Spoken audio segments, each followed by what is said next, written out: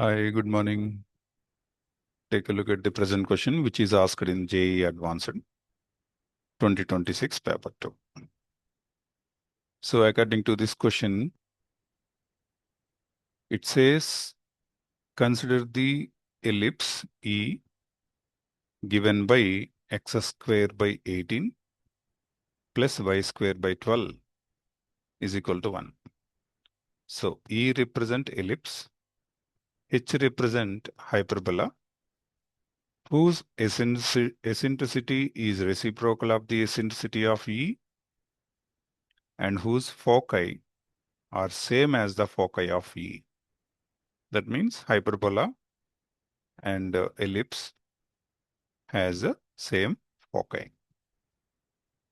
Let P and Q be the points of intersection of H, and the parabola x square is equal to root 5y in the first quadrant. Let D be the distance between P and Q. If A and B are the integers such that D square equal to D square, remember D square is equal to A plus root 5b, then A minus b equal to how much? So actually, if you want to see the figure, first to take a quadrant system, and there is a ellipse and hyperbola. Okay, so this is a ellipse. This is a ellipse equation. Okay, and ellipse foci, which is S dash and S, and these are the same foci for the hyperbola. This is hyperbola. This is hyperbola. Foci of ellipse and hyperbola foci are same. For both, same foci exist. And also they mention a parabola x square is equal to x square is equal to x square is equal to, okay, this is a parabola. This parabola equation is x square is equal to root 5y. Okay, so here these are the point of intersection of hyperbola and hyperbola and parabola. So this is the distance, PQ distance. This distance, PQ distance is D. Now, finally, we reached the conclusion that D square equal to A plus B root 5, and then we required A minus B is how much? Okay. Let's break down the ellipse equation and its eccentricity.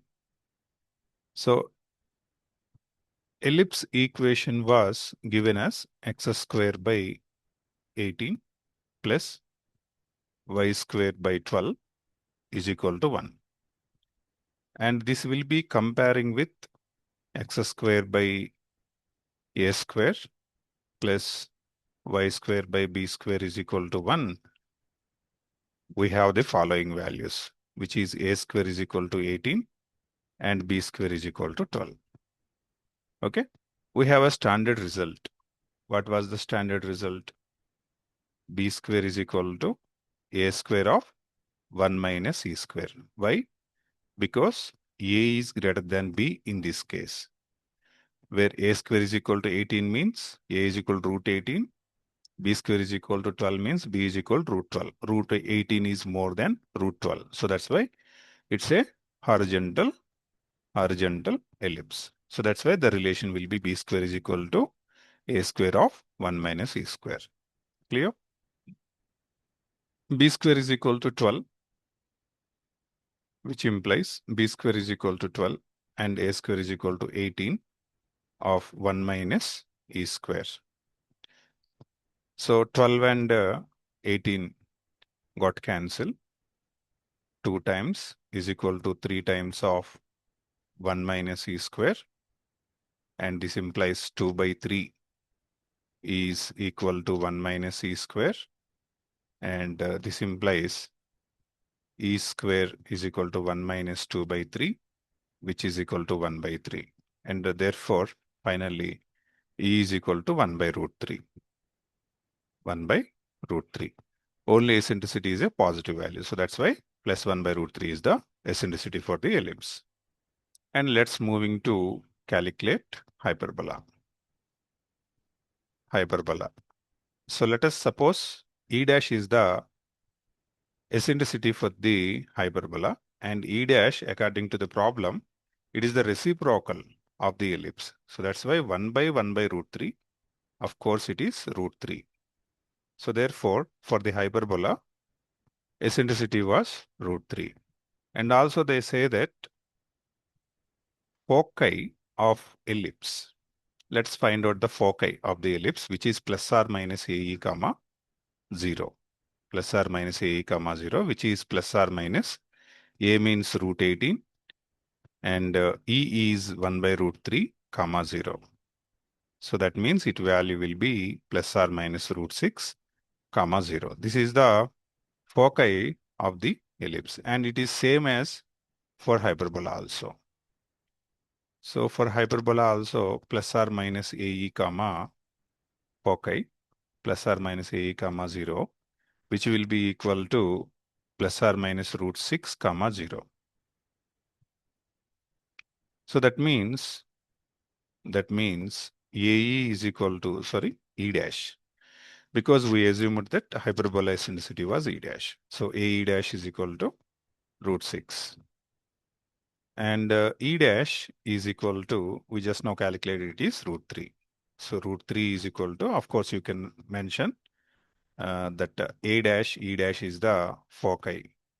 Okay, both are numerically both same, but representation wise, we will represent as A dash, like E dash, B dash, like that. Okay, so root 6. That means A dash value will be root 2. So after getting this A dash is equal to root 2, let's calculate B dash square is how much. We know the result that the B dash whole square is equal to A dash whole square and E dash square minus 1. Okay.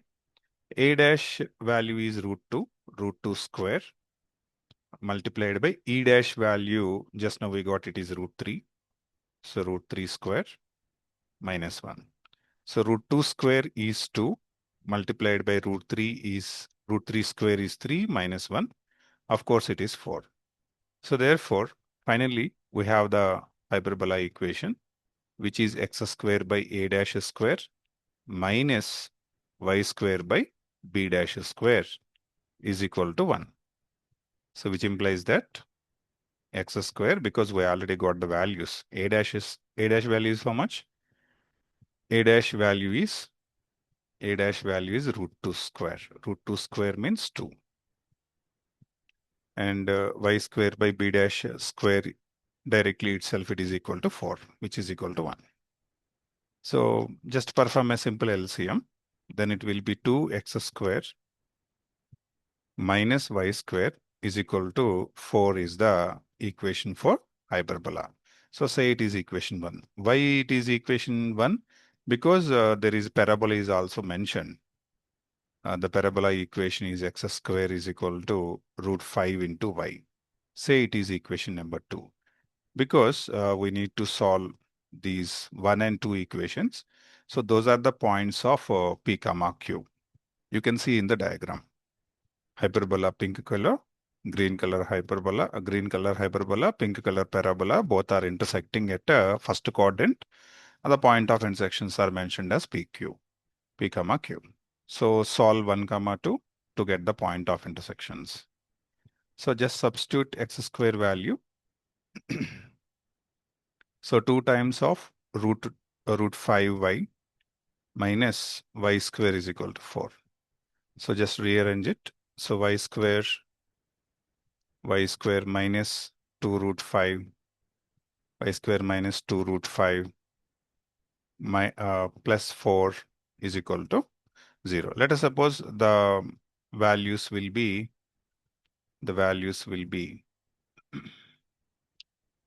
let's calculate the values. Okay. So y is equal to, we know that solving quadratic equation, minus b. Minus b means 2 root 5 plus or minus root of b square minus 4ac by 2a. So we have y is equal to 2 got cancel, 2 plus or minus here 1. So therefore, clearly it will be both are positive values, right? Both are positive values. So say y1 and y2 are the y-ordinates of the point of intersection, which is root 5 plus 1, and the another one is root 5 minus 1. Okay. So of course, from this, we will get y1 minus y2 or y2 minus y1. Value will be 2. Okay. Using these y values, we will solve this x squared value.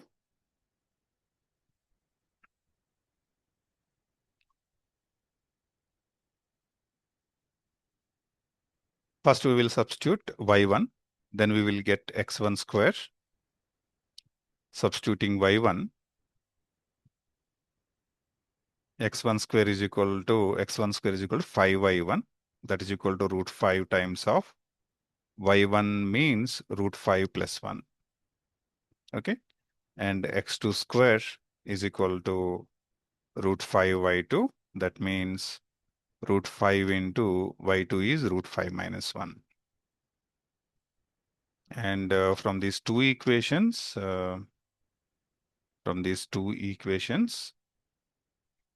we have to calculate x1 minus x2 whole square, which will be representing as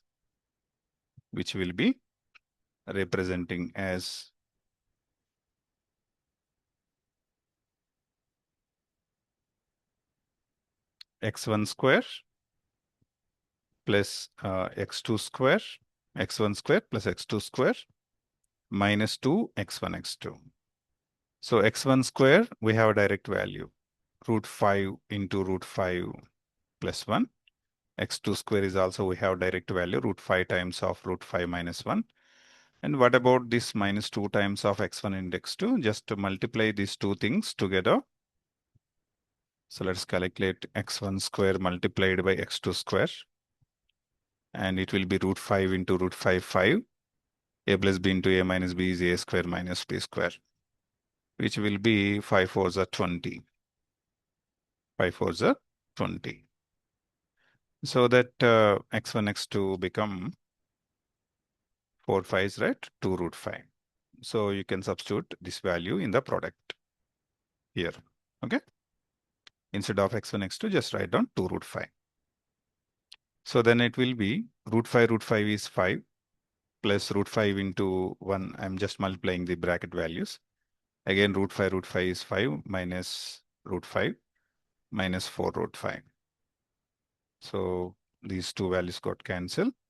10 minus 4 root 5, which is x1 minus x2 whole square. Now we need the d square value. D square means pq square. pq square means you can write x1 minus x2 whole square plus y1 minus y2 whole square. Okay. x1 minus x2 whole square, just now we calculated that one as 10 minus 4 root 5 plus y1 minus y2, here we calculated as 2. So of course 2 square, which is 4. So 10 plus 4 is 14 minus 4 root 5. So they're saying that it is a plus root 5 into b. So comparing with these values, we will get a is equal to 14 and b is equal to minus 4. And here we required value was a minus b. So a minus b, of course, 14 minus of minus 4, which is equal to 18, which is equal to 18. Okay. So this is the answer of this question. If you have any doubts in this solution part or some conceptual gaps, if you want to ask anything, just let me know in the comment section. Thanks for watching this video. Please do subscribe and give a like also, and share with your friends who are seriously preparing advanced. Thank you very much once again. Bye bye. See you in the next video.